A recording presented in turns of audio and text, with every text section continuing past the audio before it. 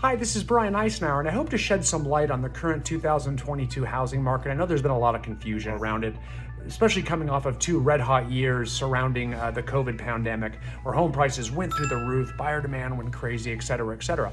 Well, one thing has remained true is we still have a very low amount of housing supply, relatively speaking. And I know that confused a lot of people because we are seeing more listings on the market than we had during the pandemic. However, relatively speaking, it's very low. Let's take a look at this graphic that we've created for you to kind of illustrate that.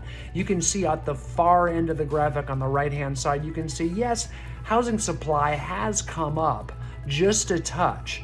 We're back actually almost completely even with where we were and left off in 2019 before the pandemic hit, which is still a red hot seller's market with very low inventory, et cetera, extremely low. And one of the reasons we call it supply side economics in our analysis of real estate is because supply, or a lack thereof, is much more prominent and important compared to demand. And right now, a lot of people are afraid about threats of a recession and interest rates going up and things like that as creating a decrease in demand.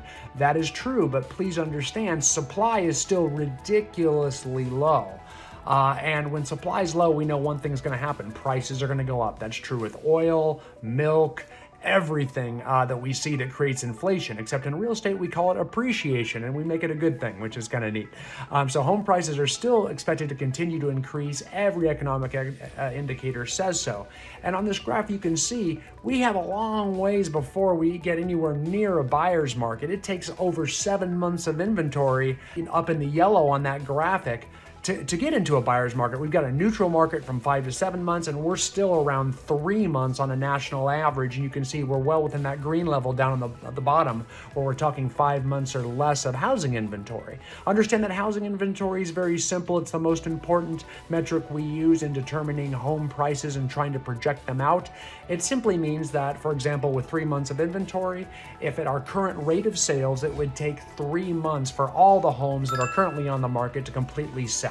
And that's very, very fast. It's red hot fast. It's the fastest we've seen in the last 40 years, other than during the actual pandemic themselves. So we have a very hot market. Please get the word out to your home buyers and home sellers. It's a wonderful time to be investing in real estate right now, just like it was back in 2019 as well.